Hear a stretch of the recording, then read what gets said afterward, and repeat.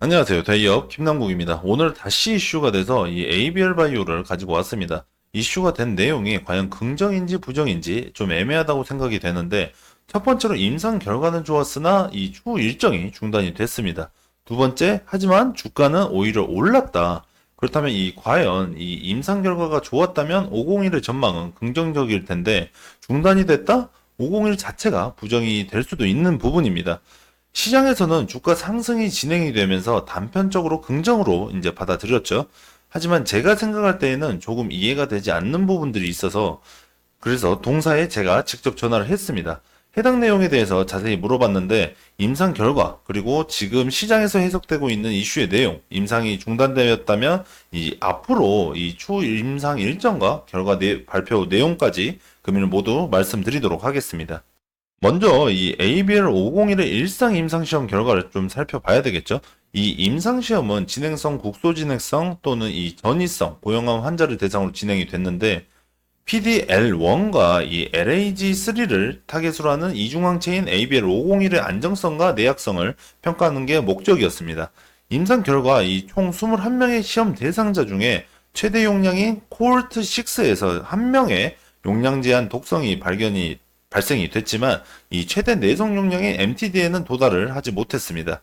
이 뜻은 ABL 501이 매우 우수한 안정성을 이제 확보를 했다는 게 의미되죠. 코르트 6에서의 이제 객관적 반응률은 25%로 나타났고, 이 질병 통제 비율인 66.67%로 확인이 됐습니다. ABL 501의 유효성을 입증을 하면서 다양한 병역요법으로의 개발 가능성을 보여주고 있죠.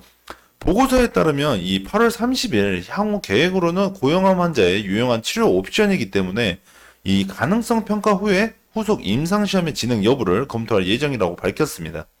하지만 이 ABL 바이오는 31일 토요일 ABL 501의 후속 임상 시험을 잠정 중단하기로 한 건데요. 그 이유는 LAG3 기반의 ABL 501이 현재 회사가 집중하고 있는 4-1BB 이중항체 면역 항암제와 비교를 했을 때 상업성이 떨어졌다고 이제 판단을 했기 때문입니다.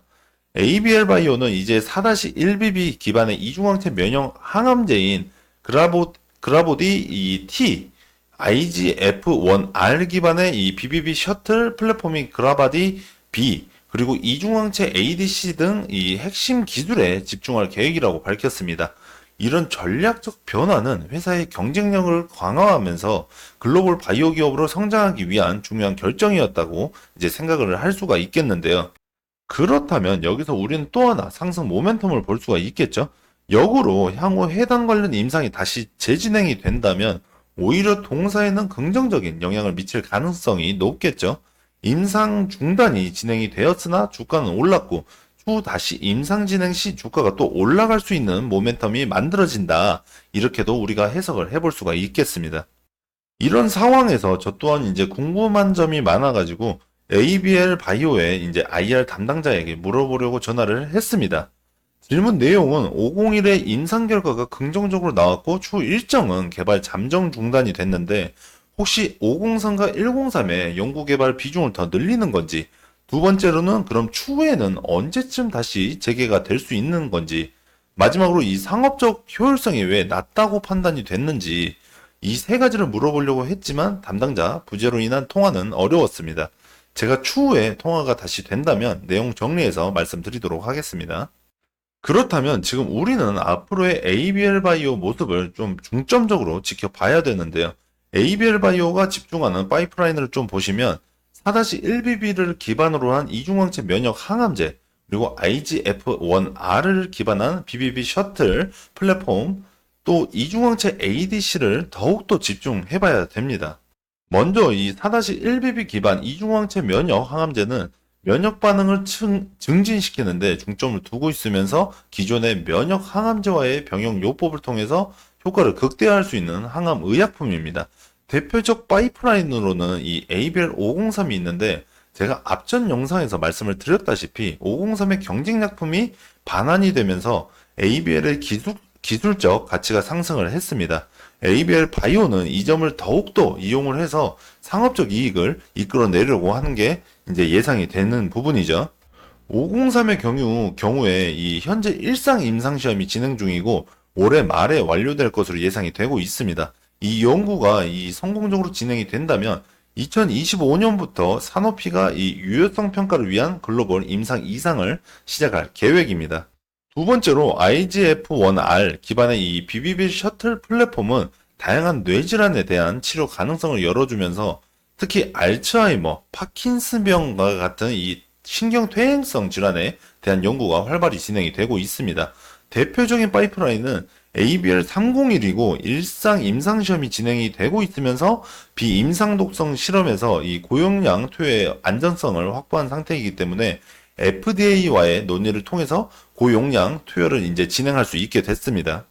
마지막으로 이 이중항체 ADC는 두 개의 서로 다른 항체를 결합해서 특정 질병 세포를 타겟으로 하는 혁신적인 이제 치료법인데요.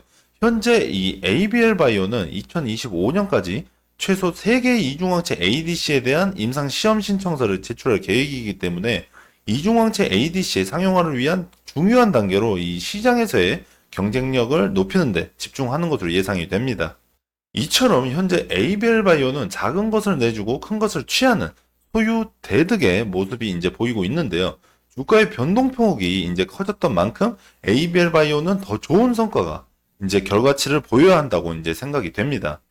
기존의 임상시험의 결과와 최근 경쟁업체 임상시험 불확실성으로 인한 기술 반환의 모습이 보이면서 주가 상승의 모습을 확인을 할 수가 있습니다.